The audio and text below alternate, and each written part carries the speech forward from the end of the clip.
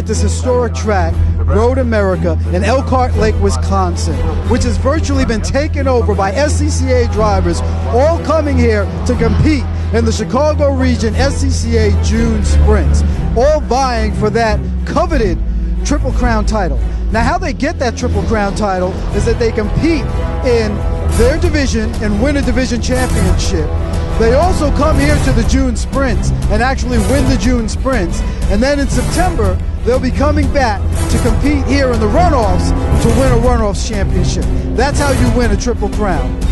Welcome to the 2011 coverage of the SCCA Chicago Region June Sprints, sponsored by Honda.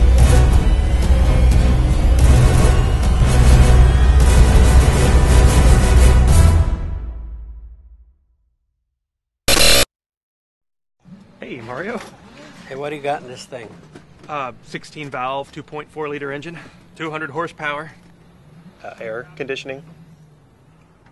32 valve, 3.5 liter engine, 650 horsepower, air conditioning.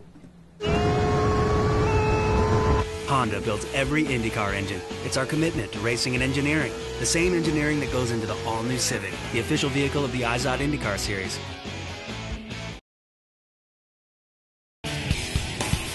With so much racing going on in the world, you'd have to be a four-headed monster to keep up with it all. Luckily, we have that. Join Peter Keene, Bill Wood, Errol Tucker, and their guest driver analyst each week for an opinionated look at the news coming out of the racing world. Remember, it's GoRacingTV.com for all your racing and video needs.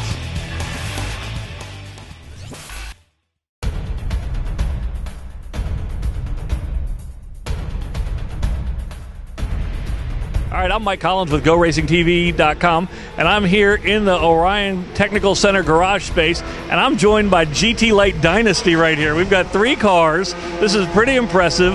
I'm joined by Chris Bovis, Bob Clark, and Jim Tendisi, and Jim has the pole. Jim, tell me a little bit about your run today for the pole and how Honda HPD has been supporting you this season. Well, the run today for the pole was actually pretty good. The track was just perfect. It was really great. Car worked really good. Everything was fine. HPD, as far as we're concerned, they're getting back into grassroots racing really strong. It helps us out a lot. We couldn't be doing this stuff without their support. So we're obviously really happy about that. But yeah, we're happy to have our 3 cars up here, first, second, third in qualifying today. So we're in pretty good shape, I hope. That's great. Bob, I understand that you've been doing this for some number of years and that this is your 40th consecutive appearance at the June Sprints? No, unfortunately not. This is my 5th. So 40, maybe Jim had 40, but not me. No, I was lucky enough to have Jim. Jim owns the car I drive, and we kind of put a deal together a few years ago and just been going at it ever since and having fun. It's a Honda. It goes. It doesn't stop. I mean... So, Chris, tell me, how did you get hooked up with these guys? Well, actually, I started racing when I was 18 years old and just doing some regional races, and we ended up getting hooked up with Jim and Bob back actually when I was 18 years old, and we've been working, with the exception of maybe 1 or 2 years, we've been working with them ever since. So, it's been excellent. Well, I think it's excellent. I don't know whether they agree, but it's been an excellent time, particularly running these cars all together, being able to go to the races together, like we're sitting here first, second, and third on the grid. So we've always run Hondas, and as Jim had mentioned, it's great to see Honda come back into club racing and support the grassroots folks. We've been running them forever because they've always been the best product, but it's nice to see them at the track. Jim, tell me a little bit about the contingency money. Is that really helping you guys get it done here and be, where you're at in qualifying and going to be in the race? Oh yeah, if we didn't have the contingency money, it'd be a lot tougher. I mean, the contingency just to start and to get a win, and it's some of the races just to get on a pole, some of the races just to start. Buys you a couple tires, buys you a set of tires. I mean, that's really a big deal. Without the new set of tires, all of a sudden you go from first on the grid to 5th on the grid. So I mean, it all works as it builds up as a combination. It's really important. Well, that's great, guys. I wish you the best of luck in today's race, and we'll certainly be watching you. I'm Mike Collins with GoRacingTV.com, and we'll be right back. Now let's head over to Peter Keene for our technical analysis of the different classes in Group 1. Thanks, Earl. Here's our Group 1 analysis. In Race Group 1, we have E Production, F Production, H Production, and GT Light. The production cars are tub chassis cars with a lot of modifications. These are pretty much ships in a bottle. They built a two-frame chassis inside the tub chassis. All the cars race on slicks. The production classes are done by displacement of engines is how they end up in E, F, and H. And GT Light is our slower two-frame chassis, which are 1600 cc's and below. Race Group 1, very competitive, a lot of production cars, should be a great race. And here's the grid for the first race of the 2011 June Sprints. There's a couple of drivers that we're going to want to pay attention to. This is going to be a combined group with E Production, F Production, and GT Light cars.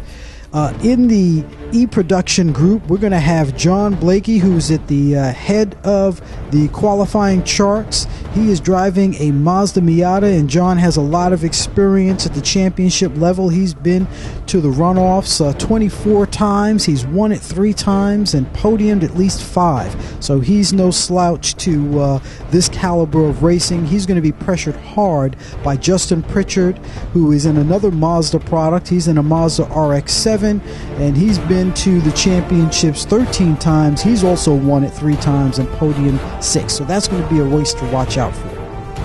Let's hear the call of the race from Bill Wood up in the booth. Guys, thanks. We're at Road America under cloudy skies but a dry track. This is the Group 1 race, E, F, and H Production and GT Light. The top qualifiers are all E Production, a mix of Mazdas, Hondas, and a Triumph. Tops in F Production, Ken Kennard and a Miata. Top in E Production, Gary Gist in an RX-7. And leading GT Light, Jim Tennessee in a Honda CRX SI. Front row, Jim Brocky and Steve Sargis, a Mazda versus a Triumph. Let's get it underway along the paddock straight. We get into Steve Smizik's E-Production RX-7. He qualified 10th overall. And we're off with the green flag. The field is spreading. Stephen Hickman of Corpus Christi, Texas, qualified 3rd in his E-Production RX-8. Hickman makes an early move on Steve Sargis into 2nd behind Brocky on the pole. Field goes into turn 1. Lots of history back in that pack. A Datsun 510, an Austin Healey, a 240Z, and an MG in the field. Let's get in with Mike Moser's Honda Civic. Q2 in H Production. That's Tim Anastopoulos Buick Opel on the left. Bob Clark and GT Light on the right. Greg Copper, Q3 in H Production, but he's back in the field, 29th overall at the start, 43 cars in this race. This is the Group 1 race, the June Sprints at Road America. We're approaching the Sargento Bridge out of turn 3. Kevin Ruck, Q4 in F Production, in an Acura Integra. He puts a move on Eric Prill in a Miata to take over 3rd in F Production. He's moving forward, Kevin Ruck. And we're through turn 5 at Road America, headed for the Corvette Bridge. We're halfway through lap 1. Brocky, Sargis, and Hickam at the front of the field. They're all E-Production cars. Some aggression from Rob Hummel in the Mazda. He drops a wheel on the outside. That's turn 5. You're riding with Stephen Hickam. Again, this is the Group 1 race. E-Production, F Production, H Production, and GT Light. We're at Road America, the June Sprints. Turn 8 is approaching the carousel at Road America. That's the historic part of the racetrack. Steve Smizik appears to be slowing down. That's Mike Natt, who gets around him in an MG Midget. That's Jim Steinhelfer in a GT Light Mazda Miata getting around Steve Smizik. Smizik appears to be backing up. He qualified 10th. 2 Hondas, in fact, battle into turn 9. That is the carousel. Mike Moser takes the line away from Roy Carrera. This is one of the historic cars I was talking about earlier, Tim Holmes, in a Datsun 240Z. He qualified 18th in E-Production. He's starting at the back of the field, 36th overall. Another one of the historic turns in American racing, Canada Corner, turn 12 at Road America. We're approaching the end of lap 1 in this Group 1 race. Justin Pritchard has jumped from 4th where he qualified in his Mazda RX-7 to lead at the end of lap 1. It's Pritchard, Sargis, Steve Hickam, Ken Kennard. Kennard of East Troy, Wisconsin is leading F Production, 4th overall in a Mazda Miata. And Sam Moore, that's your top 5 at the end of lap 1, the Group 1 race, Road America, the June Sprints. The leader in GT Light is Jim Dennessy in a Honda CRX. He's 11th overall. It's car number 1. The leader in H production is Chris Albin in a Volkswagen GTI. Car number 3 is 14th overall in the Group 1 at the end of lap 1. Steve Sargis in that blue Triumph Spitfire, number 18. Man, he could make that thing fly. He qualified second, and that's where he ended up at the end of lap 1, second overall. I thought Smizik was having problems. There you see him pulling into the pits at the end of lap 1. He qualified 10th and left the race early. We see Rob Hummel, number 80, in that Mazda right in front of us. We saw how aggressive he was earlier. He qualified 10th and moved up to 6th at the end of lap 1. The field is back at Canada Corner at the end of lap 2. We're in with Kevin Ruck. We're looking at Gary Gist. He's in car 50 in that RX-7 right in front of us. He was 7th overall at the end of lap 2, but it appears Kevin Ruck is about to set up a pass on him. Gist may be slowing down. We'll keep an eye on him. We're in with Mike Mosier, car 64. He's in an H production Honda CRX. When you're in a race with multiple classes, you may not race every car on the track. Here he's getting passed pretty easily, it would appear, by Bob Clark, who's in GT Light, a different class. He's in another Honda Civic, though. This is back in the field. Mosier was 22nd. Clark moved up to take the position away from him. Wow, look at this lead Justin Pritchard has on the field. He's in that yellow RX-7 from Granville, Ohio.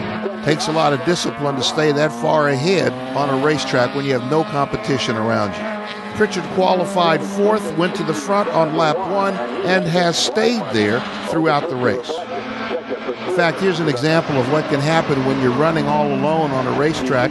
That's Sam Moore, number 77, that BMW Z3. He was running 5th overall when he flat spun. I don't know if he was having any problems, but he did spin, get stuck in the kitty litter on turn 5. This is on lap 6. In fact, they brought out a full course caution just to clean up Sam Moore, number 77, his BMW M3. The downside for race leader Justin Pritchard is that the field will bunch up behind him at the restart. We're riding here with Stephen Hickam. He was having a race-long battle with Ken Kennard. They're battling for 3rd and 4th place.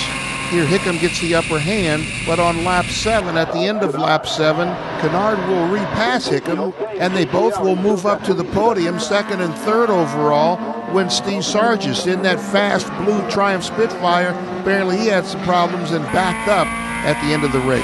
No one was able to challenge Justin Pritchard, though, who continued on in 1st place when the race resumed. In fact, when Sargis backs out of 2nd place in that Triumph, that opens the door for number 73, Kevin Ruck, to move up. He's in a battle with Stephen Hickam, and Hickam is battling with Kennard. There's more racing going on, and they're fighting for the podium here at the end of the race. Part of the appeal of this Group 1 race is that a lot of these cars that are racing are cars that you'll see on the track. Kevin Ruck, for example, is in an Acura Integra. He's chasing after the number 70, Stephen Hickam, in a Mazda RX-8. They've been battling here at the end, and they've got kind of equal performance, although now you're starting to see Hickam pull ahead as they head towards the finish. We've been talking about Steve Sargis in his Triumph Spitfire slowing down. He's been running 2nd most of this race, but on lap 7 he started to back up. Here he is at turn 5 battling anybody that gets around him. He's still racing, but he's got a problem with his car, and he's backing up from running 2nd the whole race to battling to stay in the top 5.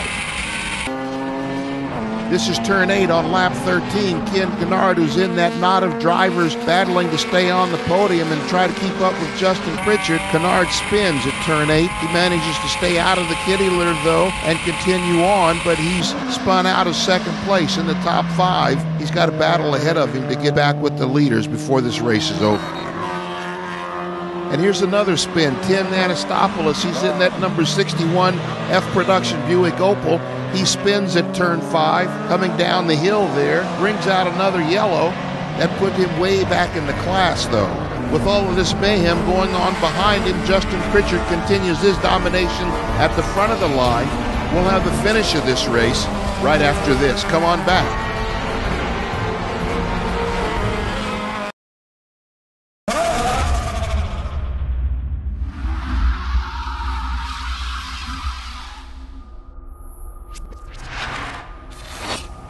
There's a reason why In 4 years of powering every car in the Indianapolis 500 race, not a single Honda engine has failed. It's not the parts we make them from, it's the part we put in to every Honda. The club, an amateur racer. Here at GoRacingTV, we salute you. And we want to give you all the tools and info to compete with the best. Find out how to do it all from your own garage by watching our Club Racer and Autocrosser shows. GoRacingTV.com, supplying all your video racing needs.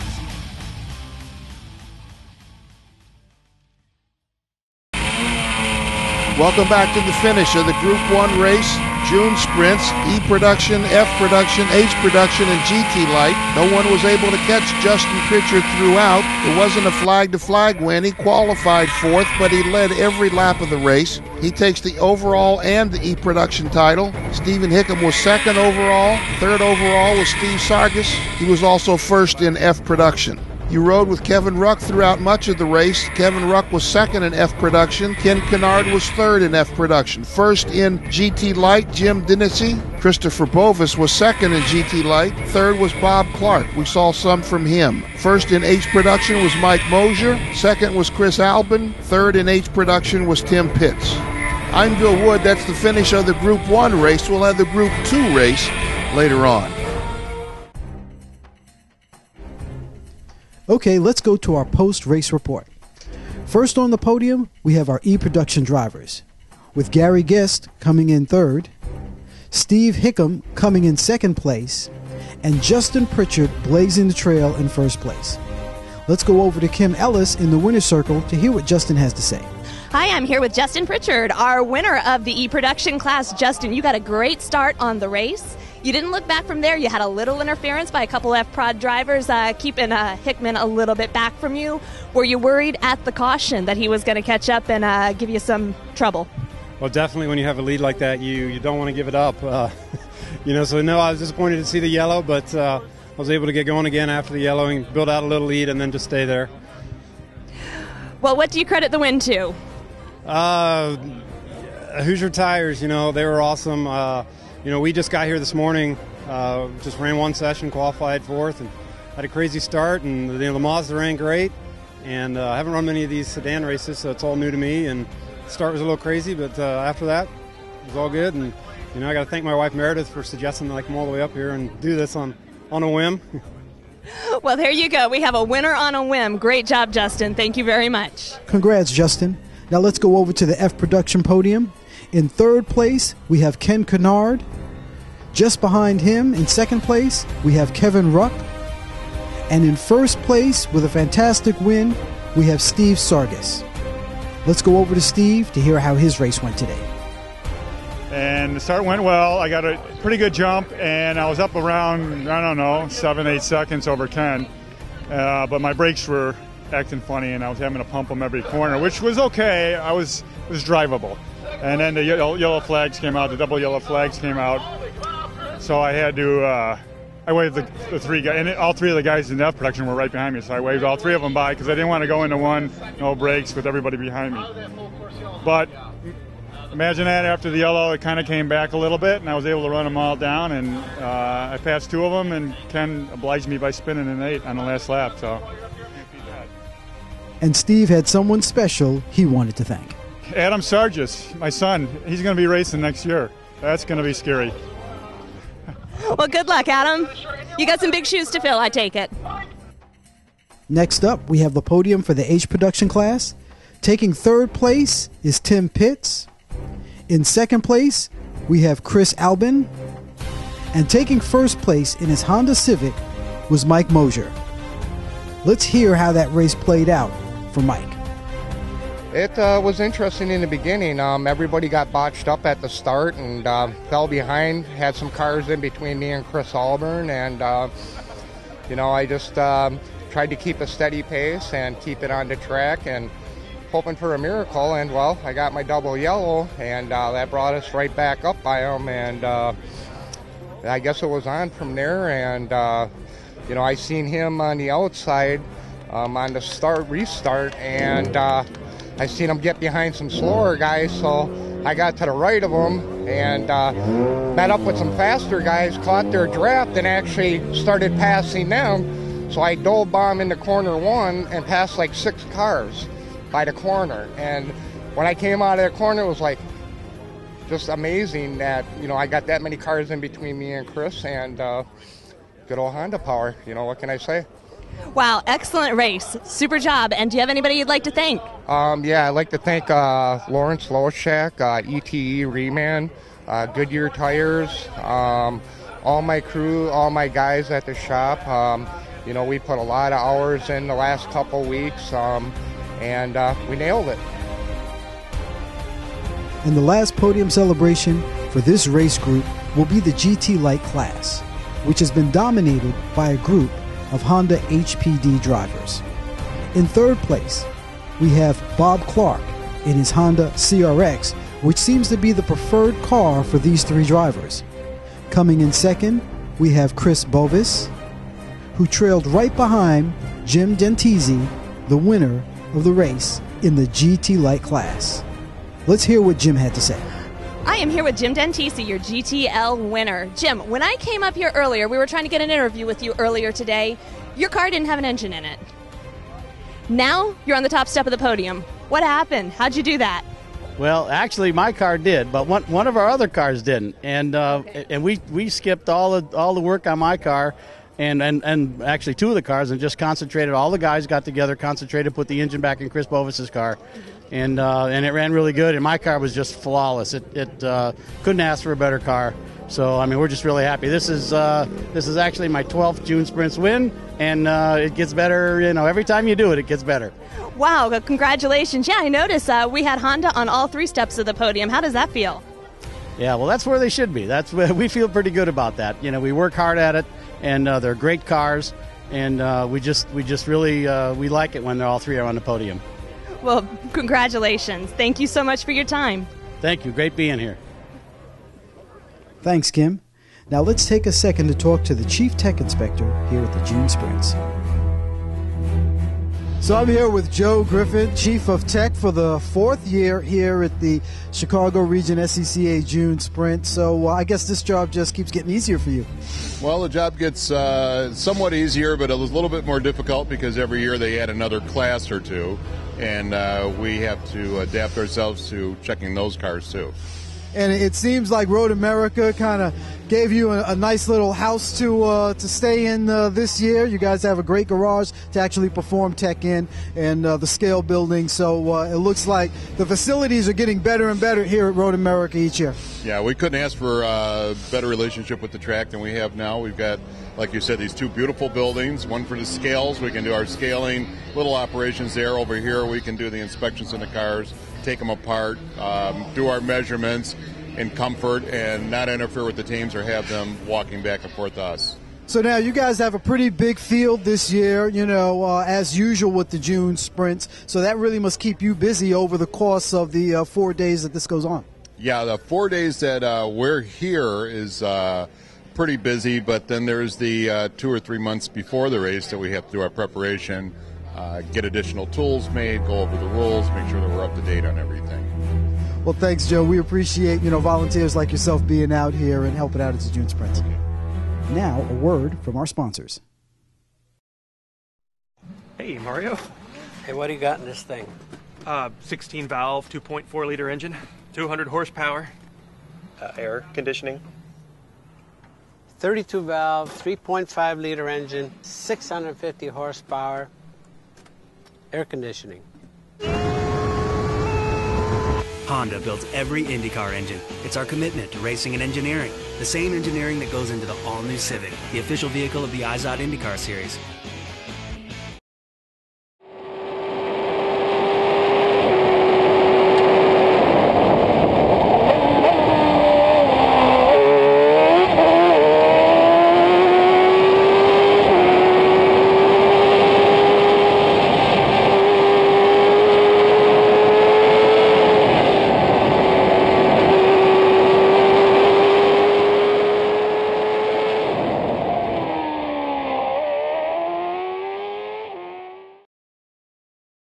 Now let's go over to Peter Keen's technical analysis of Race Group 2.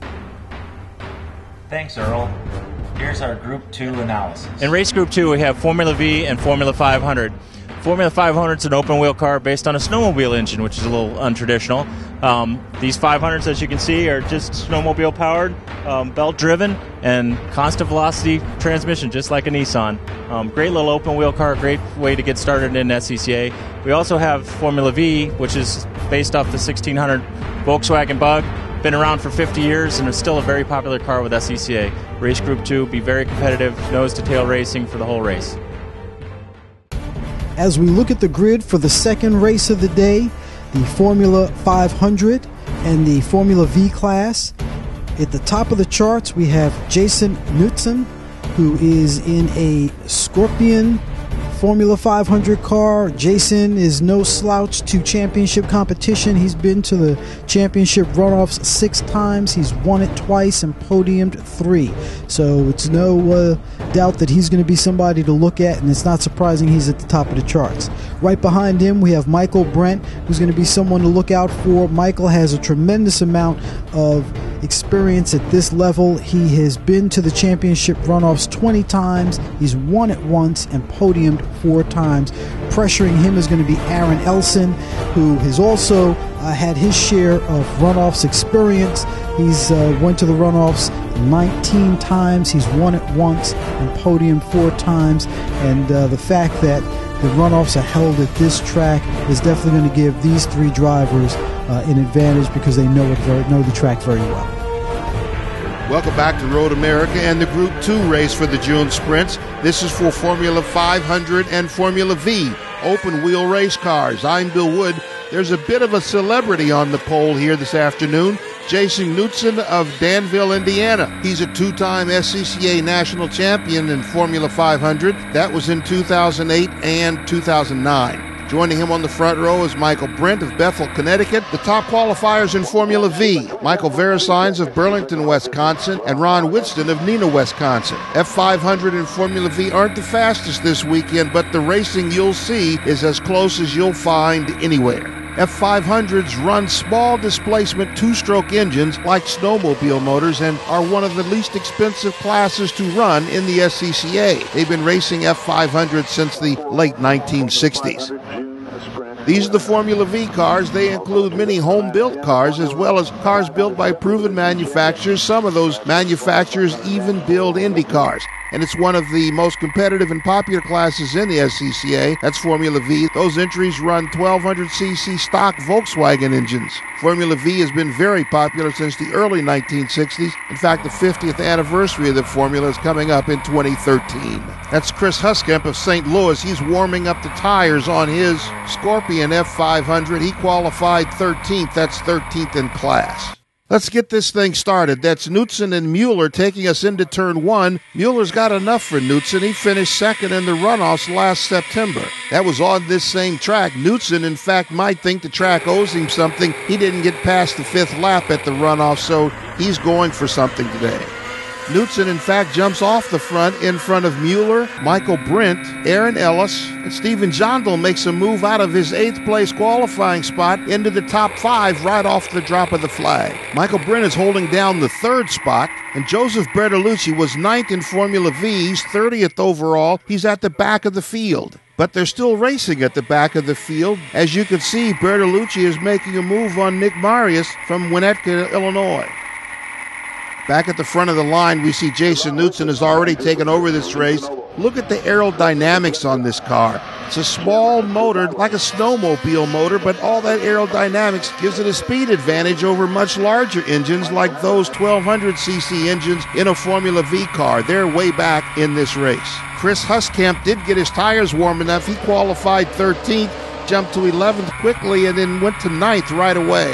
This is the Group 2 race in the June Sprints for Formula 500 and for Formula V. Those Formula 500 cars are pretty interesting. They started with 400cc, 450cc motorcycle engines, but those engines have been long replaced by a much more sophisticated 2-cylinder water-cooled engine like you find in a snowmobile.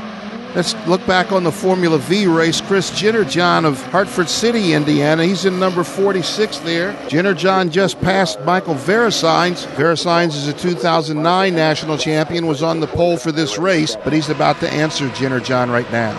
Back at the front, Jason Knutson is building a lead. He started in front and has been building on that ever since the drop of the green flag.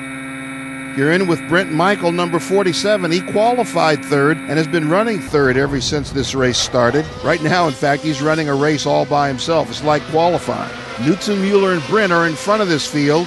Verisigns, Andrew Whitston, and Ron Whitston lead Formula V early in the race. Joseph Bertolucci started ninth in Formula V and has gained a couple of spots after just 2 laps. Formula V at the end of 3 laps is Andrew Whitston, Ron Whitston, and Michael Verisigns. Look at this lead Jason Knutson has set up at the end of just 3 laps. And you can see how those aerodynamics work in those turns. He's just walking away from the field. The top 5 on lap 3, Knutson, Mueller, Brent, James Weida, and Aaron Ellis, who's fallen back into 5th. There's a lot of technology in those F500 cars. You might find that engine a Rotex-style engine in anything from a watercraft to an airplane. Back in Formula V, Verisigns is starting to insert his skills that got him a national championship. And it's getting crowded for Joseph Bertolucci as he looks for places to race at the back of the field. And that's Michael Vasic, a number 54, setting up a pass under braking over Jack Wilbrand. That's a pass for 10th. Joseph Bertolucci finds some room to race and passes both Charlie Rogers, number 23, and Jim Zewar, number 20. Passes them under braking, but he carries too much speed, can't make it stick, and all that work is down the drain. He's still last after lap 3. Takes a sign out in the process. I'm sure that's not the activation the sponsor wants. Joseph lets everybody know he's okay, gathers his thoughts, and continues the race. He may have a suspension problem. Those front tires don't look like they're rolling straight. There's no problems, though, for Jason Knutson. He's leading the field, and you can barely see Michael Mueller in second place. At the end of lap 5, it's Knutson, Mueller, Brent, Aaron Ellis, and James Weida. That's our top 5 in F500. Those are the leaders of the race. In fact, you're riding with Michael Brent. He's got something clouding the camera lens, but nothing is clouding his vision on the track. He's moving up on the second place. Michael Mueller is making a move on Mueller, dives under him going into the turn, makes a clean pass under braking. Some good racing right there. Michael Brent, Bethel, Connecticut, will emerge from lap 7 in second place on the field. But even with a clouded camera lens, you can see there's no catching Jason Knutson. He's checked out. He's running his own race. With that pass, that puts the top 5 in the race at Knutson, Brent, Mueller, Aaron Ellis, and Jason Weida. They're the top 5 in the field and the top 5 in the F500 class. Back at Formula V, you can see Michael Verisigns has now moved up to lead the field over Chris Jennerjohn and Ron Whitston. That's the top 3. Rounding out the top 5 on lap 7 is Lisa Noble and Andrew Whitston. We haven't heard from Lisa Noble. She's moved to 4th in Formula V. Whoa, Michael Mueller has an answer for Brent. He's coming back and taking second place back on lap 8. Makes the pass stick, passing somebody on the outside. That's a lot of speed and skill. And it looks like we've got a car off on lap 8. I can't see a number, but the spotters say it might be. They're not sure either, but it might be 04. That's Rick Escala. And listen to these names, if it is Rick, from Tomahawk, Wisconsin, in a Red Devil F500, sponsored by his wife. She won't be too happy about the car being off. Right there, he gets some help to get pushed back onto the racetrack. Still no challenge for Jason Knutson. He's run away at the front of the field. At the runoffs last fall on this same track, he qualified on the pole but didn't get a chance to finish more than 5 or 6 laps. It would appear he's making up for some of that right now. Mueller is holding off Brent for second, and it would appear that Verisigns is making his presence felt at the front of the Formula V field. And if you've ever seen a Formula V race, you know this is the way they always end up. We've got Verisigns, Jennerjohn, and Whitston, Ron Whitston, at the end of lap 11. They're coming around almost nose to tail. It would look like Verisigns has it under control. But remember, this is Formula V. At the checkers, Jason Knutson, Michael Mueller, Michael Brent, Aaron Ellis, and James Weida. That's the top 5. They're all F500.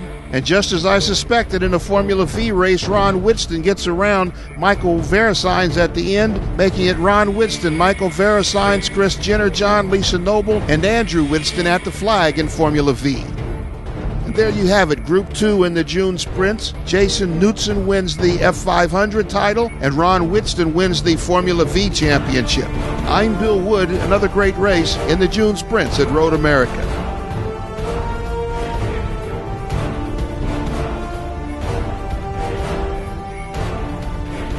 We'll be right back after this message. Hi there, I'm Tom Natcher, and this is Greg Kramer. We're called the old bastards of racing in many circles. You know, I guess we met back in the late 1980s. Easy. It had to be at least that far back. Glory day of some racing, too. Oh, absolutely. Trans Am was a part of the picture, and actually I learned to do pro announcing from this man around the Trans Am Championship. Oh, that is a long time ago. A very long time ago, but I'll tell you what, you take a look at Trans Am racing in the early 90s in particular, the names that were running at that time. But the other side of the story was World Challenge was really starting to come alive at that point.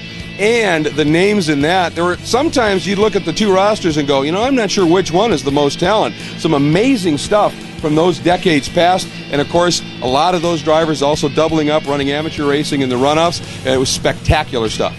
Now, GoRacingTV has got all of that action, Trans Am World Challenge, and even some runoff material, all coming up over the next season. That's going to be something to watch. I know. To be able to relive those 2 decades of motorsports from the Sports Car Club of America's Pro Racing Department, Trans Am World Challenge, and then you include the National Amateur Championships, the runoff, the intense battles that unfolded there. It simply doesn't get any better than that, and it lives again right here on GoRacingTV.com. Because I need to spend more time in front of my computer.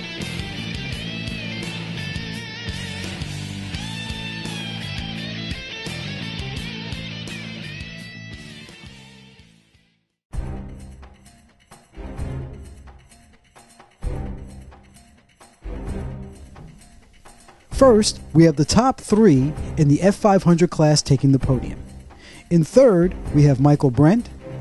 Coming in second, we have Michael Mueller. And our F500 winner is Jason Knutson, who took the lead and never let it go. Let's go to Kim Ellis in the winner's circle to hear what they have to say. Hi, I'm here with Jason Knutson, today's Formula 500 race winner. This guy started the race in first position and was not about to give that up all race long. Jason, tell us about how the race went for you. The race was incredible, actually. I mean, I knew the field was a tough field. I mean, it's always is for me. So the first lap meant everything, especially with the oil down. I had to really hit it hard. And when I looked at my mirrors after about lap 2, I didn't see anybody. So I can only thank the people that worked on the car, you know, Mitchell Racing, Jack Waldman Racing, Mel Winnie, my Uncle Roger for putting the car together for me. So as much as I can say, it was actually an easy day for me driving because the car was that good. So that's always a great thing to be able to say at the end of a race. So, you know what? Congratulations. Super job. Thanks very much. Great job, Jason. Let's move on to the last race of the day, Formula V. Here we have the top 3 from that exciting race. Coming in third is Chris Genera. Just behind him, in second place, is Michael Verison. And in a last-minute dash, Rod Whitson takes first place. Let's hear how that race went for him. All right, I am here with the winner of today's Formula V race, Ron Woodston. He took first place. And Ron, tell us a little bit about how the race went from your perspective today. Well, I started out second, and it was a tough race. There was some very good competition, and it got split up a little bit, and somehow or another I got back, and somehow or another we got a good draft on the main straightaway and ended up about a foot ahead. A foot ahead. Wow, that's an exciting finish. It was very exciting. It was a fun race. You can't ask for anything more than that then. Congratulations, and thank you. Do you have anybody you'd like to thank today? Well, Hoosier Tire. They've got the best tire on the planet. Subway Corporation and Rock Irving. Of course, my wife, Kathy, and my chief mechanic, Bob Holden. Well, congratulations to you and the team. Go enjoy your victory. Thank you very much. That will bring a close to Day 1 action here at the Chicago Region SCCA June Sprints. We had an opportunity to view some great racing here today, which is always the case at the June Sprints. We'd like to thank the Chicago Region SCCA for giving us another year of this wonderful event, and to Honda HPD for their continued investment in the grassroots racing community. Remember to tune in for Day 2 coverage of the Chicago Region SCCA June Sprints here at GoRacingTV.com to view the races from the rest of the week. Until next time, remember, get off the couch and go racing.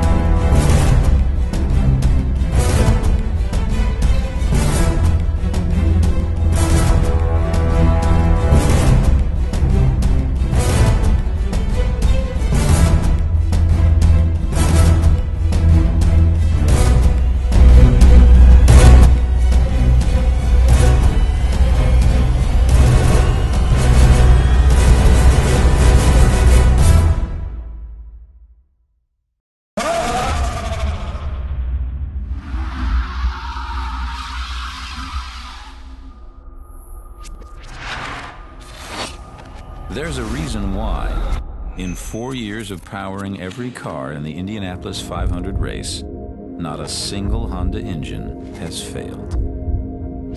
It's not the parts we make them from, it's the part we put in to every Honda.